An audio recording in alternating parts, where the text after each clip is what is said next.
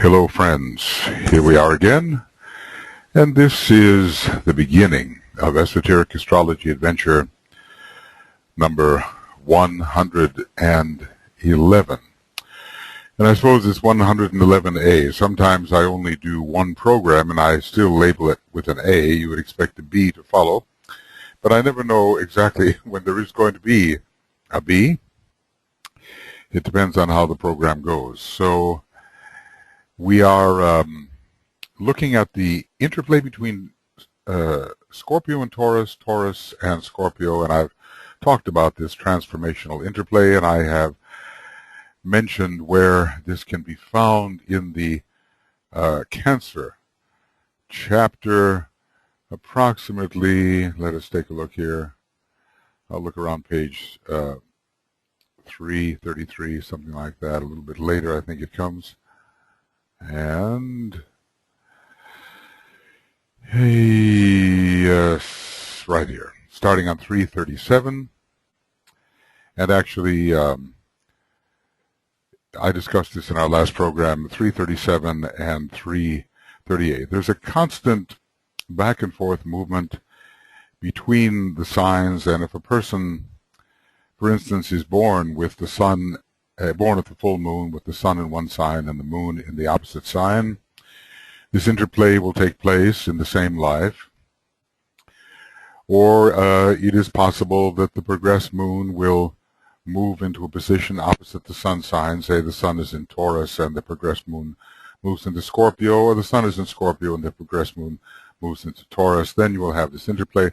Also, if, and especially I would say, if there is an interplay between the ascendant and the sun sign.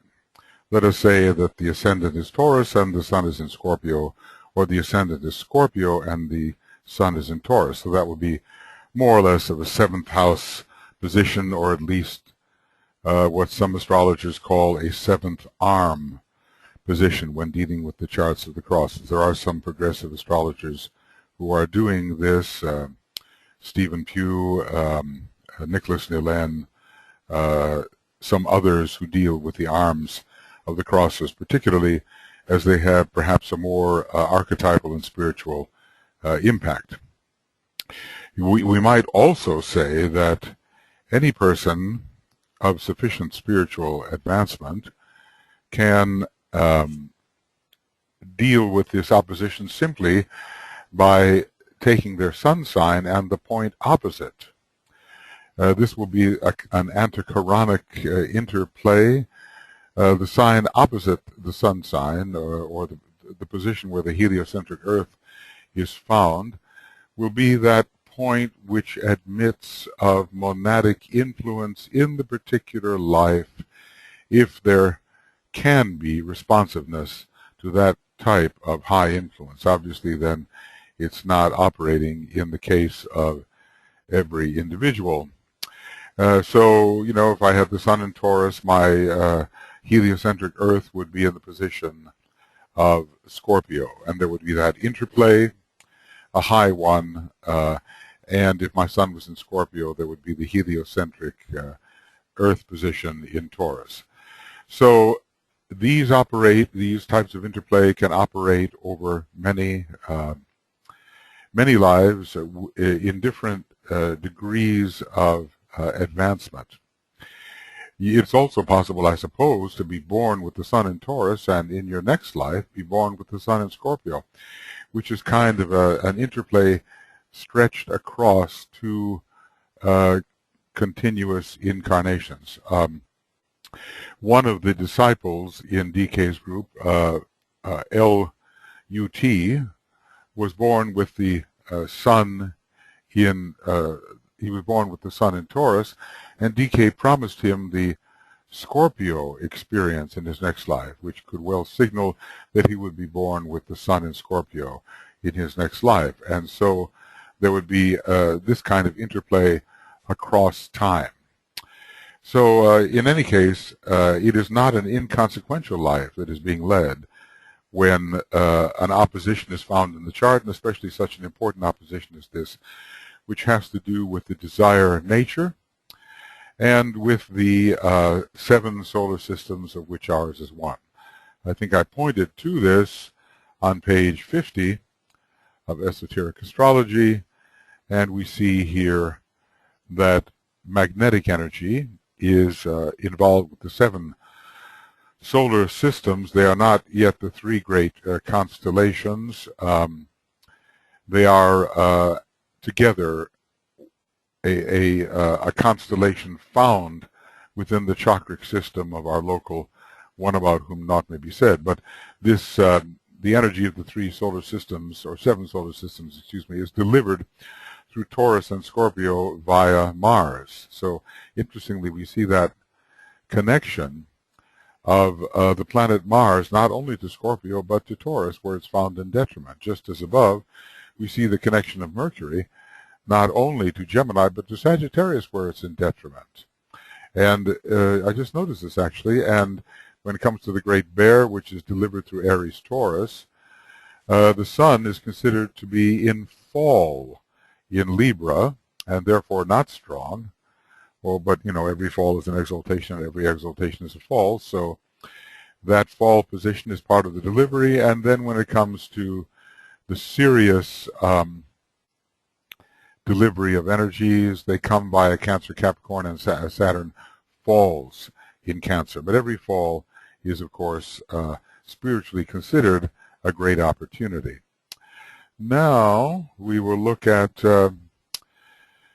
page 398, continuing, and it says that this cycle of moves constitutes within the greater cycle a rhythm of experience of tremendous moment, an alternation, let us say, of apparently contrasting experiences which are really all part of the same axis, or 2 arms together are considered to be an axis.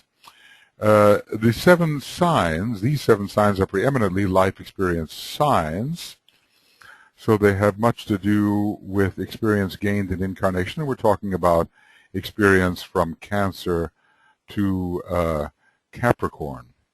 Really, there are, how's it go? Cancer, Leo, Virgo, Scorpio, Sagittarius, and Cancer, Leo, Virgo, Libra, Scorpio, Sagittarius, and Capricorn. There are 7 there.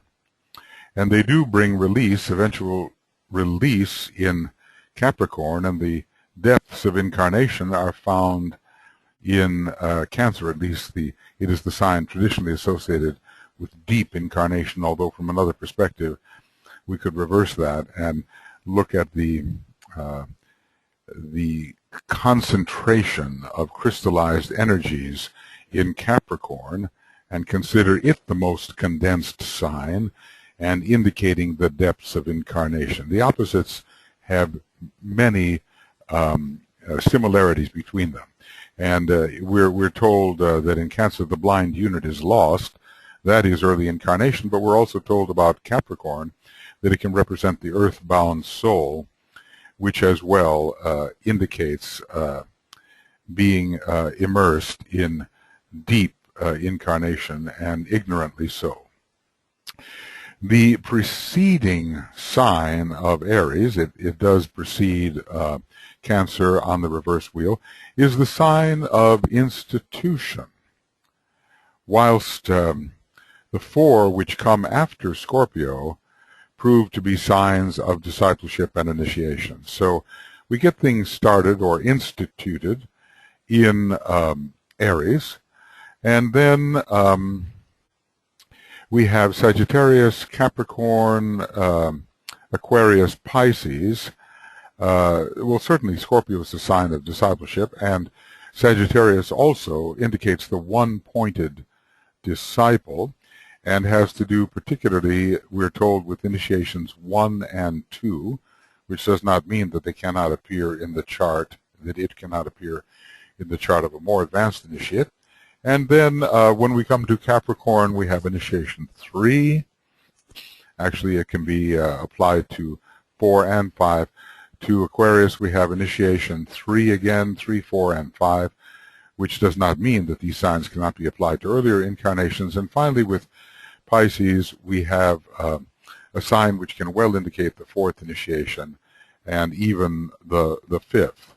And possibly Aquarius as well can be associated with the 5th, since it is the opposite sign to Leo, where we would find full mastership. We don't have the charts of 5th degree initiates, or at least we don't have them stated explicitly. But when we do, we will see there are certain signs which characterize these highly developed human beings, and we can see, we can talk about what rays they are upon and what signs they exhibit, I would say, from life to life, because they have complete control of their incarnations at that point, and they're not real incarnations at all. They are Maya Virupic appearances. So the astrology, well, we can barely understand the astrology of ourselves as disciples heading towards initiation. The charts of initiates are less well understood, I suspect, and the charts of arhats and masters, well, masters especially, are very incompletely understood, although DK seems to have given some indication that at least 2 signs are to be associated with every master, probably one of them more powerful and one of them less so. Probably one of them, I would guess, associated more with the monad, which the master is increasingly expressing, and the other more with the personality of the monad, which is the spiritual triad. See, at that point, the personality of the master is really non-existent. It is a willfully generated mask for work in the lower worlds, but the real personality, he knows that he is a being on the monadic plane, and that is at least his temporary home on the cosmic physical plane, and what he works through is his spiritual triad, which is to that center of monadic being what the personality is to the soul. So perhaps the sign opposite the sun sign in this particular case will be associated with the monad, and the sun sign itself of the master will be associated with the triadal nature. Another way to look at it is that maybe the rising sign, which points towards the soul, will really point towards the true higher ego, which is the triad, and the point opposite, the sun sign, will deal with the monadic nature. And perhaps the sun sign itself will deal with the appearance of the master in time and space and in the 3 lower worlds. But when we have more masters we can study, and when we know their true astrology, we can see how this works out statistically, how it works out, and what types of signs are likely to be found. I have a feeling it will depend very much on their monadic function, especially if they are a very high initiate, a Chohan, let us say, or beyond that point. Such as the Christ, it's been my inference that not only is he the great world savior, he is an initiate seventh degree, almost completed 7th degree. In this age of Aquarius, it will be completed. And he is the head of the hierarchy and the Prince of Peace. I suspect that what we find is this condition of perfect balance in Libra, and we find him well established in Pisces as the world savior. Now, which sign would relate to which aspect of his nature, it would be simply a guess if I were to hazard it. But let's just say when we think about the Christ, I think that Pisces and Libra, the right human relations, do unto others as you would have them do unto you, the golden rule, and of course Libra being a sign of Shambhala, interestingly, and Pisces being also a sign in which the monad is focused I leave the father's home, which is the monadic level, and turning back I save.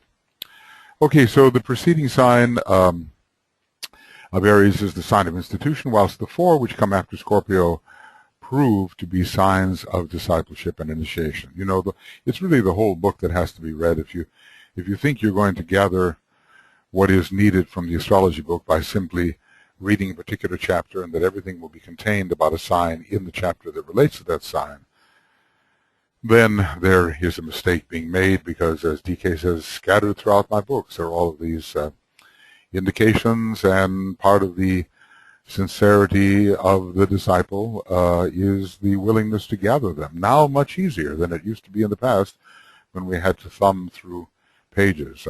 I belong to a generation where, you know, if you had a calculator, you were lucky enough in creating a horoscope, and now you just go to the astrology programs and there they are. Similarly, we had to collect our references in a very laborious way, and then now all we have to do is put in a word in the AAB CD-ROM. Let's say, you know, we're looking for the word here. Let's say initiate, and there it is, 1,344 references. My goodness! And then we just go from one to the next. If, however, we have our view properly worked out. Okay. All right. So this is on the reversed wheel, DK says, and the implications along the same line on the ordinary wheel can be applied by you, and I suppose these are not discipleship and initiatory implications, but have to do with reverse, well, we would call it reverse, but driving more deeply into form, and we would go from Pisces to Aquarius to Capricorn and Sagittarius, and we would use the particular mantram, which is not especially spiritual. We would say of Pisces, go forth into matter. We would say of Aquarius, let desire inform, be ruler. We would say of Capricorn, let ambition rule and the door stand wide. And of Sagittarius, let food be sought. These are all very form-oriented directives. The soul gives these directives, of course. It is the word of the soul, but it's the word of the soul to an incarnating entity at a certain stage of development, and it must be followed until he is in such a position to reverse the wheel. We see, and we have been remembering, that in some ways DK seems quite hard on the Taurean individual and talks about it as a sign of great promise, but also of great difficulty, having a number of quite hard line rays through its rulers, Venus 5, Vulcan 1, and its association, close association with the Earth, and hence ray 3 may be most closely associated with the Earth of any of the zodiacal signs. And it's tough to be a Taurean, a spiritual Taurean. You've sometimes had some very destructive people born in Taurus, and I'm trying to think about Lennon is a combination of Taurus and Scorpio. John Brown was a combination of Taurus and Aries, a different ray operating there. Robespierre, as I mentioned, was a Taurean. I think he had strong Aquarius. Hitler was a Taurean with Libra of all things rising, you know, indicating the choice that he had between the left and the right-hand path, and his great popularity for a time. Anyway, not easy to be a Taurean. It is the recognition of these goals and a grasp of the Taurean problems which will make clear to you the position of the planets in this sign. What do I mean here by position, the function perhaps?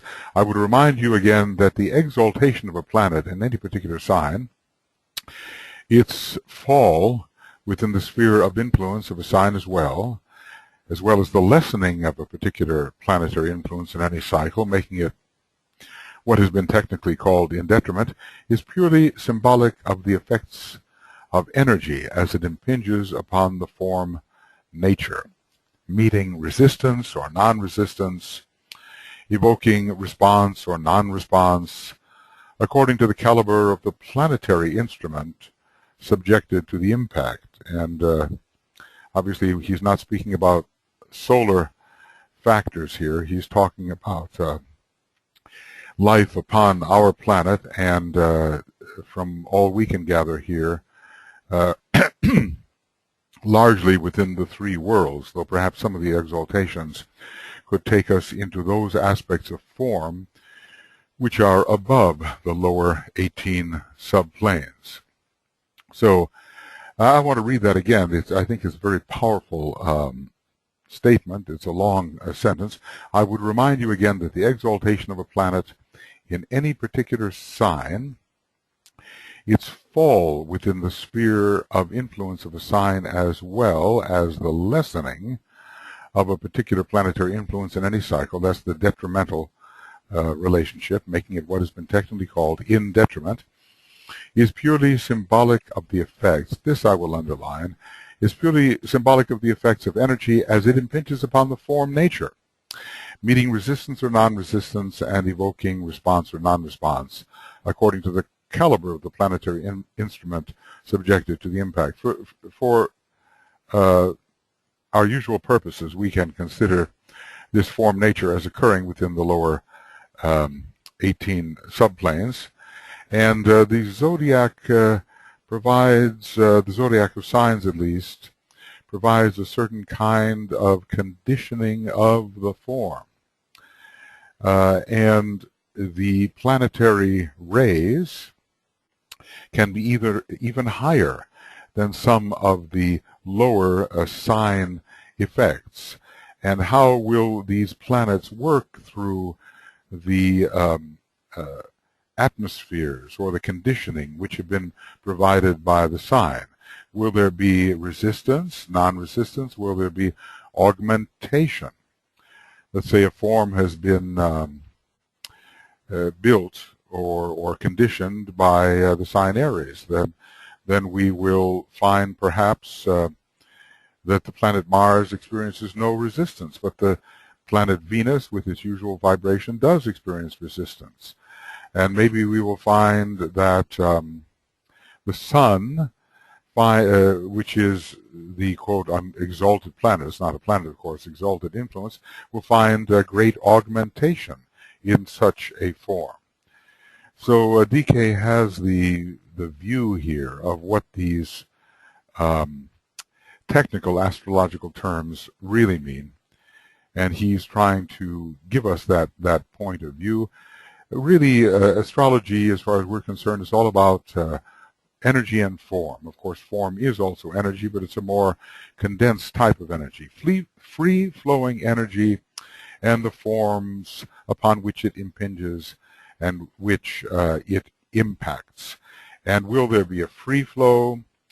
Will there be a resistance? Will there be a muting of the influence, of subduing of the influence so that it is quite non-effective? Or will there be a great augmentation of the influence? In this respect, the fall is that which the influence of which promises to be greatly augmented if the sign involved, well, I'm saying that incorrectly, the exaltation is the kind of influence which will be greatly augmented if the form is of such a nature that the relationship between this impinging influence and the zodiacally conditioned form is one of exaltation.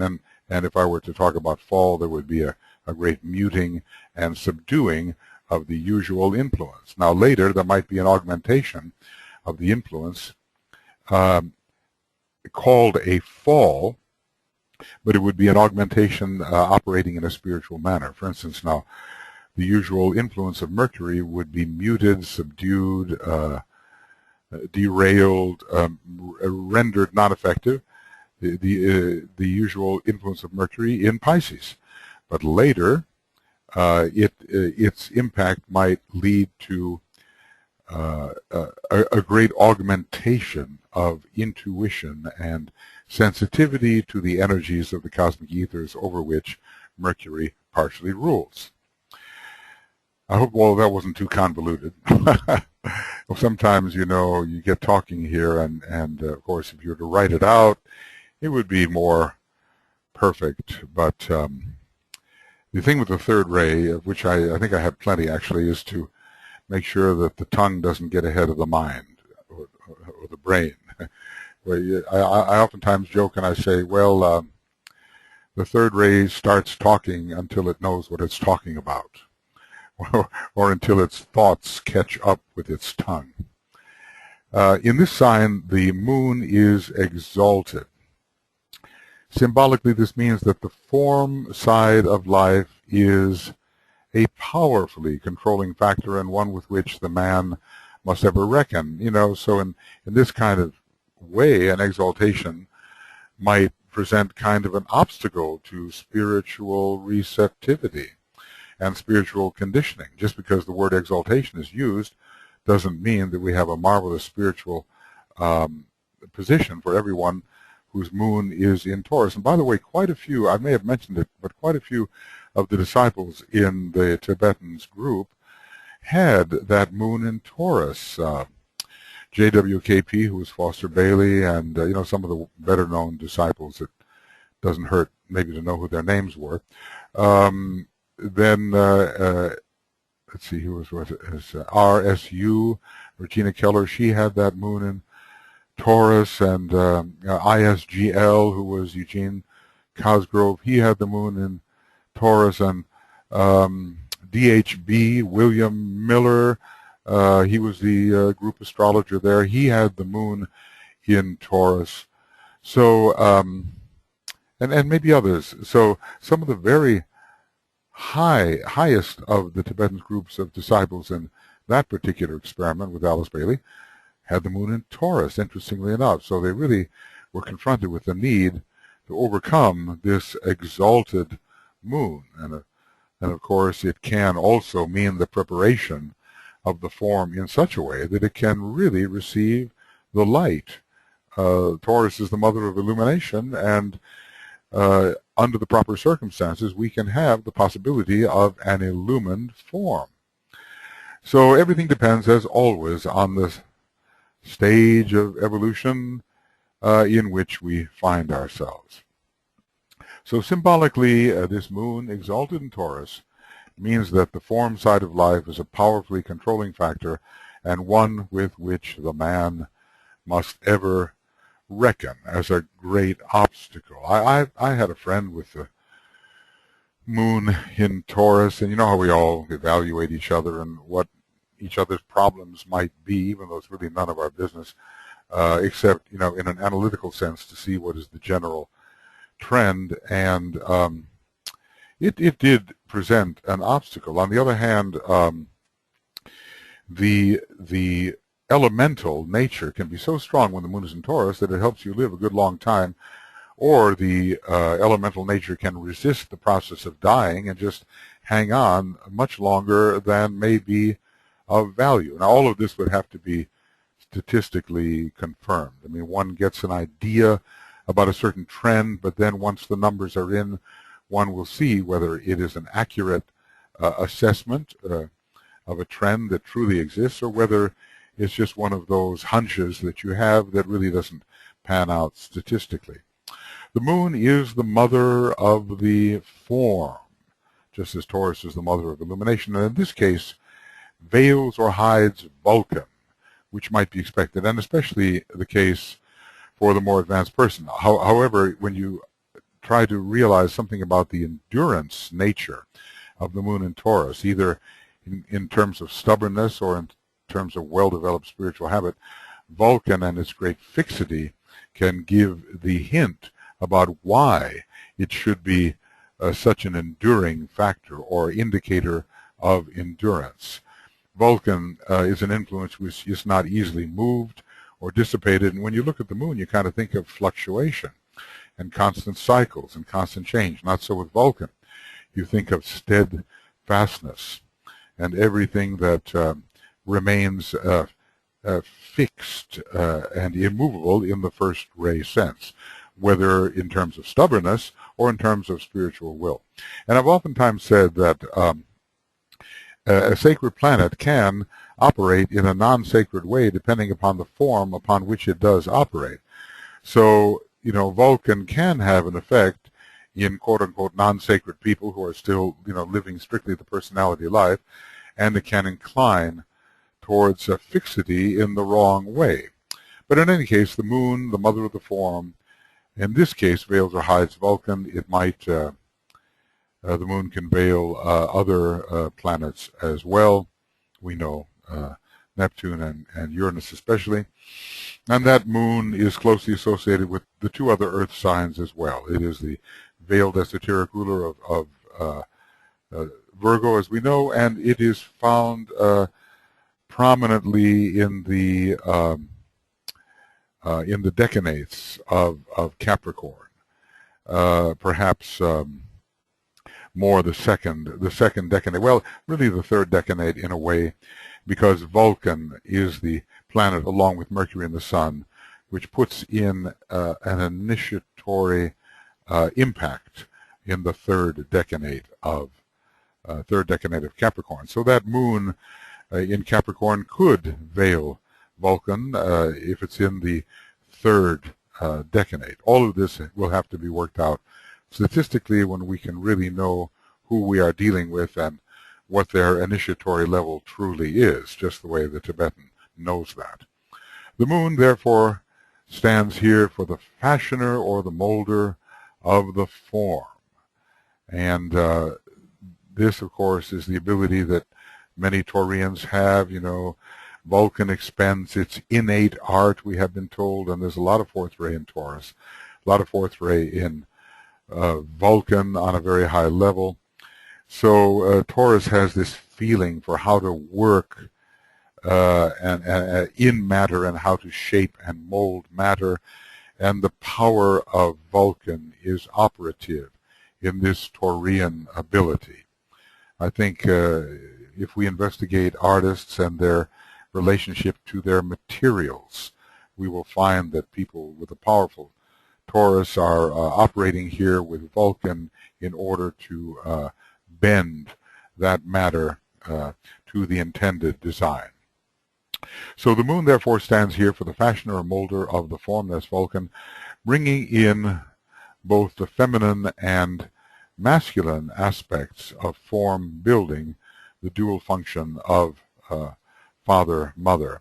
So there is the receptivity of the form, and there is the father aspect, and that's the moon, and the father aspect coming in more through Vulcan, who is the conveyor of the shaping, fashioning, molding will.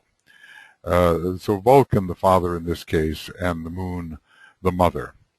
There is the masculine aspect of form building is the particular willed pattern which must appear in the passive matter represented by the mother. In the Davic function, we have the transmitter, and then we have the builder, and then we have the manipulator, and finally we have the stuff itself, which is being worked upon and is in the passive condition, and that's the role of the mother. So the father is the transmitter, the builder is the Son, the manipulator is the Holy Spirit, and that which is being worked upon or brought into shape, putting up no resistance except from its own inert nature, that is, in this sense, the mother.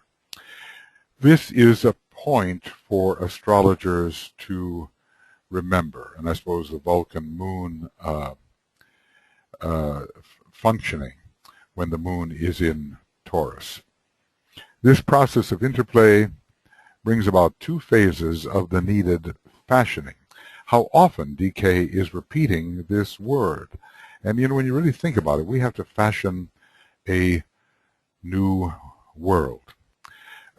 We have to bring into form patterns and archetypes which we barely suspect exist at this point, but which will be made evident to us through impressions from Aquarius. And we can see that even though Taurus, being square to Aquarius, might be considered to put up material resistance to the intended forms and relationships between forms which must appear during the Aquarian age. It will also be very valuable when rightly harnessed in creating those very forms which are to appear during this Aquarian age. We have two groups. One is the hierarchy and one is the new group of world servers. They're not really working at cross purposes at all. The new group of world servers is ruled by Taurus, and the hierarchy in this sense by Aquarius. And yes, there's probably some resistance within the servers because of their state of development and their still state of relative ignorance to the will of the hierarchy, but it's not unwilling. Once the resistance has been overcome, that square can turn very constructive, and the new group of world servers can begin to bring in those forms which the hierarchy wills to appear during the age of Aquarius. So anyway, this process of interplay brings about two phases of the needed fashioning or molding of form, a process wherein is created a form of great potency in which self-interest and personality aims and desires are the motives bringing this about. This is the moon and Taurus activity. The moon does represent the lowest of the fields within the human personality, although in a way it represents all the fields of the human personality and the personality by itself, but it does represent the dense outer form. So in this particular case, we are fashioning the self-centered, self-focused, lower, unspiritualized personality. Unspiritualized, okay. Right. That's what we're doing. And then, and that goes on for a long time because we do have to build that outer instrument which in a way becomes fixated upon itself, or at least the consciousness immersed in it and deluded into false identification. That consciousness becomes fixated upon this self-interested and separative personality which resists the impress of the soul and higher areas. So that's the moon in Taurus activity, and probably when you see a lot of moon in Taurus in somebody's chart, you're going to look for the ways in which the personality as a whole and the personality elementals, and maybe even especially the physical form, do resist the impact of spirit, you will, or of soul. You will look for that. You know, where is the resistance? What are you refusing to give up? What are you attached to in a stubborn, self-centered way? What do you consider to be so much a part of yourself that you refuse to break its rhythms and to try to create a new rhythm? But the other phase of the needed fashioning, the process self-applied by the awakening Taurean, wherein the form nature is fashioned anew, the power to build anew. I'm recalling this from the discussion about the Blessed One on the second ray. The power to build anew, the right use of the word and the using of the light, these will release the Blessed One deep hidden in the ark. Those Blessed One stanzas, you know, they do tend to reveal to us monadic activity of that jiva that has gone forth from the monad and is deeply immersed in the lower five worlds. So the process self-applied, just as in the case of Leo, I mean, you're not going to apply it to the individual. He has to have the soul will to apply it to himself. Self-applied by the awakening Taurean, wherein the form nature is fashioned anew and motivated in a different manner from desire to aspiration, and so is raised up into heaven and thus irradiated and glorified.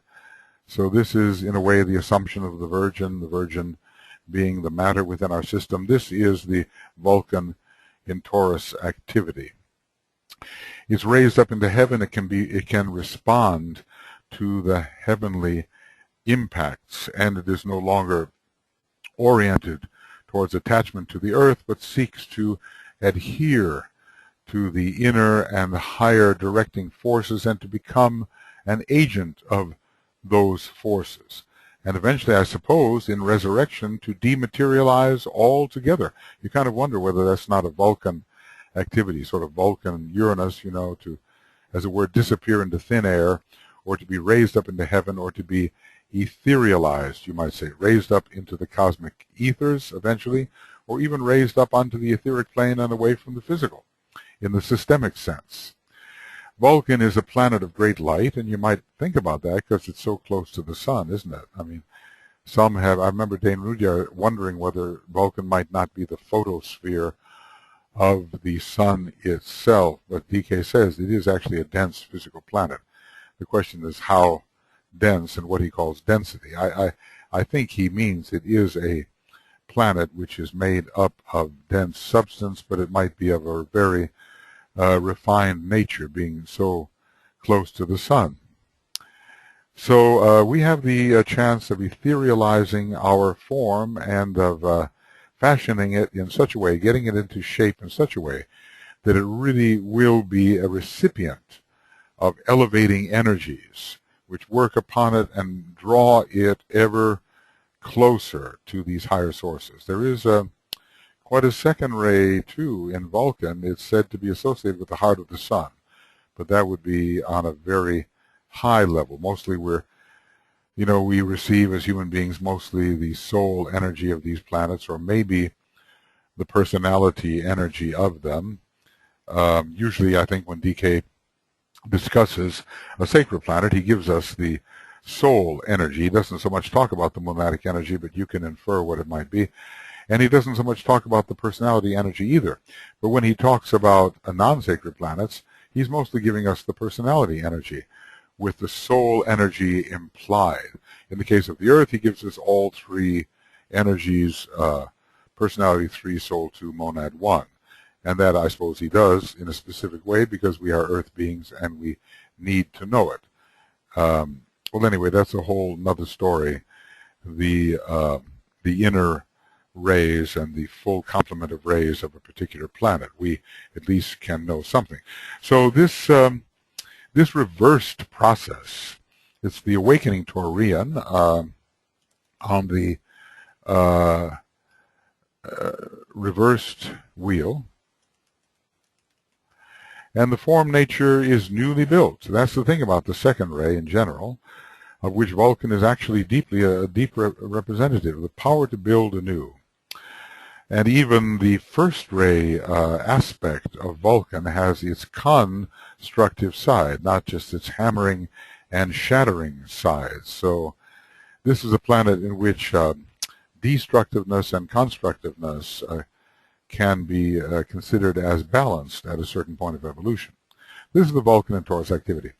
The exaltation of the form ruled by the moon can be traced throughout the entire zodiac and provides in itself an interesting and progressive story with which I have not at this time the intention to deal. Well, he drops a little hint for us about how we might talk about the way the form thrives, the way it is subdued.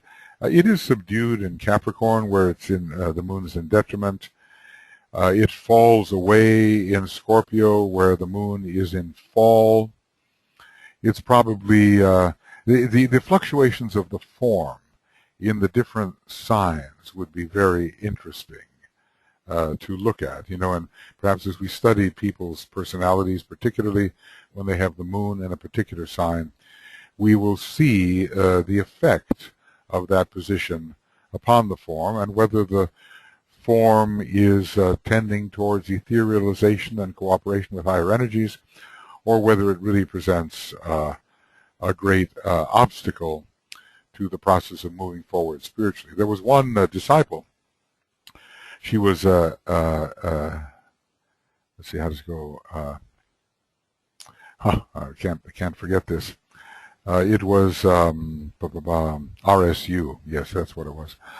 Restraint actually was one of her first letters. Restraint, and well, I think one could look that up, couldn't one? Okay, why don't we do that? Yes, RSU. She was restraint, strength, and understanding. She was a Capricorn person with Cancer rising and the moon in Taurus. The moon in Taurus would have been very powerful because of the Cancer rising sign, so there was much there to overcome. So we could follow, if we knew these disciples well enough, we could follow the position of their moon and follow what DK said about their particular struggles and see how that moon position dealt with the relative strength of the form and its cooperative tendencies or its resistant tendencies. In her case, it proved to be a high disciple she was, but it proved to be a very resistant factor. I guess all of us should study our moon position and see the ways that Vulcan, Neptune, or Uranus might be coming through it. The tendency, of course, for the mentally focused person is for Uranus to be in general veiled by the moon, but it will also have associations with those other two planets, and to see how this form nature is active in the drama of our ongoing discipleship and the mastery of form. So anyway, DK drops a seed here about future possibilities. We're just receiving the ABCs, and the veil which has been dropped upon the planetary lore is only slowly being raised by investigators such as ourselves, and we are actually waiting for Master DK to present a much fuller explanation of esoteric astrology following the year 2025, or even perhaps beginning in the year 2025. He does talk about that in terms of his third installment of this series of bridging treatises. So anyway, this question of the how does he put it, the exaltation of the form, or I suppose eventually its subduing, its suppression. It is told by various women who figure in the different constellations, and around them someday the astrology of the form will be built. Already we do have sufficient hints, and in the labors of Hercules more is given. One can only wish that that book were really completed by Alice Bailey in cooperation with the Tibetan, instead of having to be continued by well-meaning interpreters, but not those who had the power of the true old commentary behind them. I think after the Libra story dictated by DK, all the rest, from Scorpio to Pisces, were dictated by another disciple who was a very good mythologist, I understand, but and who tried, I think, to write in the style of the Tibetan, but obviously if the Tibetan had done it, it would have been a revelation of greater light, obviously. So there is Cassiopeia, and she is found in relation to the constellation Aries. There's Venus, there's Coma Berenice, a constellation found in relation to Virgo. There is Andromeda, found in relation to Pisces, the second decade of Pisces, and one or two others, as well as Virgo herself, Virgo the Virgin, the most important of them all. So this is these factors, these given factors, okay, are involved in the astrology of the form. And, you know, one day we will be able to use esoteric astrology in such a way as to really scientifically chart our path in life, instead of wasting time as we often do and blundering into areas where we shouldn't be. And of course, that word blundering, it has so much to do with Taurus in a way, and with the planet Vulcan when used assertively to serve desire rather than will. But the day will come. Virgo, the most important of them all. I can only indicate here a field of thought and of astrological investigation hitherto untouched. Right, but I have not time for the interpretation of this vast and profitable field of knowledge. What more incentive would we need? Maybe some person with a good seventh ray or Virgo or Taurus, strong indications of interest in the form will come along and will unfold the hints that the Tibetan has given here. Our lady, the moon, of course, having to do with the feminine nature and thus the form, even though there is the man in the moon, which is interesting. There's always two sides to things. Our lady, the moon, is related to all these, and therefore the great disruption in an earlier solar system, which led to the moon becoming a dead planet. The energies of these stars and certain of the planets which were produced through their activity were all focused in and transmitted by the moon in a most mysterious yet powerful manner. This is a deep, deep hint, because you see, if we study carefully what is said here, the moon is really an aspect of the Earth chain. No, the Earth scheme. The Earth scheme.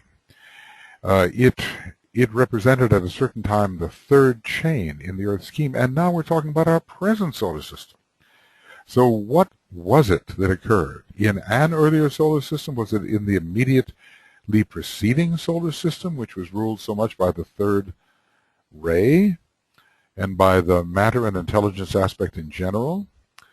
Was there a disruption in that system which affected our planetary logos in such a way, assuming that he was an incarnation in that earlier solar system, such that an aspect of his nature in this system represented by the moon became sufficiently destabilized so that in this solar system itself the moon became a dead planet within the Earth scheme of our planetary logos.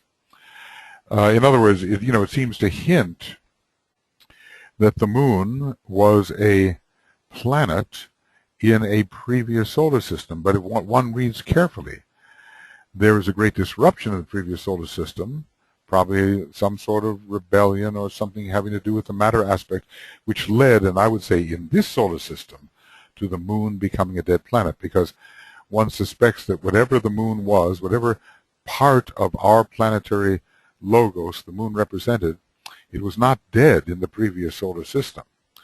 As a matter of fact, it was not dead in this solar system until it became dead.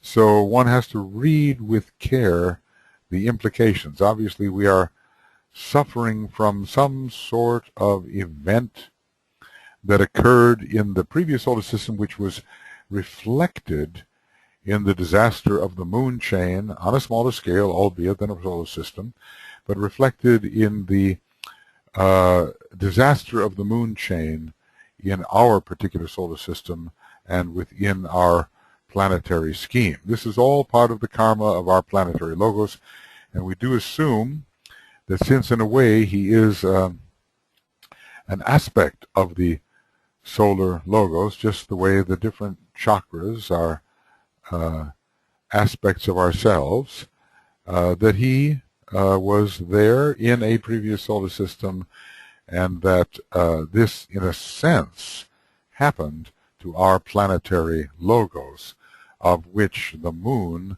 is a vehicular expression. Oh, so DK, lifts the veil just a little bit upon the planetary lore and gives us a kind of vista which we might consider to be amazing if we could but fathom the whole thing. So this led to the disruption in the previous solar system, which led to the moon becoming a dead planet. The energies of these stars and certain of the planets, which were produced through their activity.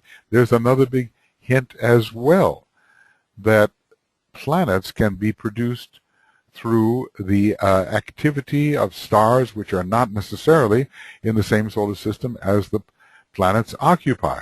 So planets can be produced by activity from other solar systems, even though they are in the solar in a different solar system. Sometimes, a paragraph just comes along, a sentence comes along, and you realize that the implications of it are vast and somewhat unfathomable by us at this time. But, we can follow the hints just a little bit. At least we're trending in the right direction. The energies of these stars and certain of the planets, which were produced through their activity, and then you kind of wonder which planets they were, and are they defunct planets or minor planets now, which particularly carry the third aspect vibration. What would they be? Would Mercury be one so strongly related to the previous solar system, and so ultimately I think carrying the third aspect? Would Saturn be another, because it was certainly active in the previous solar system and provided the bridge from that solar system into the present one? This is astrology on a vast scale, and instead of trying to interpret the lives of human beings, we're trying to interpret the lives of planetary logoi, for heaven's sake. For heaven's sake, indeed.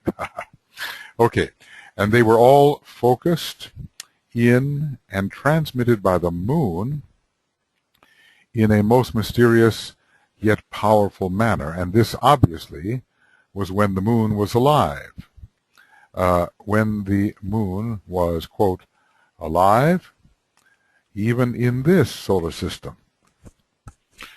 So a local planet can have a logos which is so, or at least, what would it be, a chain lord in this case, as part of a planetary logos which is sensitive to these cosmic influences, to Cassiopeia, to Virgo, where the moon is still an esoteric ruler, and to Andromeda. And, if we think that we can be sensitive just a little bit to certain planetary influences, why should not the lords of chains and the lords of schemes, in their own vaster sensitivity, their own vaster ability to contact influences far away, why should they not be sensitive to those influences and transmit them to a certain extent, just as we can transmit the influences, higher influences to which we are sensitive? So they were all focused and transmitted by the moon in a most mysterious yet powerful manner, and that's telling us something perhaps about our own planetary logos, of whom the moon is a part. Let's see, what can happen here? Okay. Right, I want to make that a little bit bigger. Oh, but that's not working, is it? All right, I just want to make this bigger for emphasis, for the sake of emphasis, yes. Okay, there we go. Through desire translated into terms of spiritual will, and those are specific words, The spiritual will is actually coming from the atmic plane, and that's part of the cosmic ethers. And the word translated is a word which seems to indicate a bridge between the three lower worlds, the dense physical vehicles of the solar and planetary logos, into the cosmic ethers. Through desire transmitted into terms of spiritual will, the form is esoterically exalted, and of this fact, the exaltation of the moon in Taurus is the symbol. Well, let us we've come close now to this hour that I like to, at which point I like to terminate the different sections. And so I'll just say that this is the end of Esoteric Astrology Adventure number 111A, and we are on page 400. Just done a couple of pages, and we're going to do the beginning of Esoteric Astrology Adventure number 111B, page 400. I think we're into some pretty, excuse me, pretty deep occultism here, talking about the previous solar system as it influences our solar system, our planet particularly, on which the third solar system and second solar system energies are fighting it out, as it were, and the moon, which, if it was in the previous solar system as it is in this one, was an aspect of our planetary logos, a mode of expression of our particular planetary logos, and you kind of wonder whether the sacral center as form producing, the sacral center of our particular planet, was not involved in the moon. From a certain point of view, as the form producer, the moon could be associated with the sacral center, even in the human being. So there are mysteries here which are being hinted at, and we do have this powerful mystery of the present position of the third ray in relation to the second, and its insufficient responsiveness to the second ray, and the evil that is caused because of that insufficient responsiveness. So there's much of the mystery of evil, at least on a planetary basis, that is connected with the moon, and perhaps when we think about cosmic evil and the lords of form and the Black Lodge in a cosmic sense, we're thinking about cosmic lords of form, and in some way they may be related to some of these constellations mentioned, which have to do with the third aspect of divinity. This is all speculation, and one day we'll know where these energies, which function for us in a troublesome way, one day we'll know where they come from. Okay, I'll let off on that, and then we will continue with B, with Esoteric Astrology Adventure B, page 400. Okay. Till then, which is just a few minutes from now.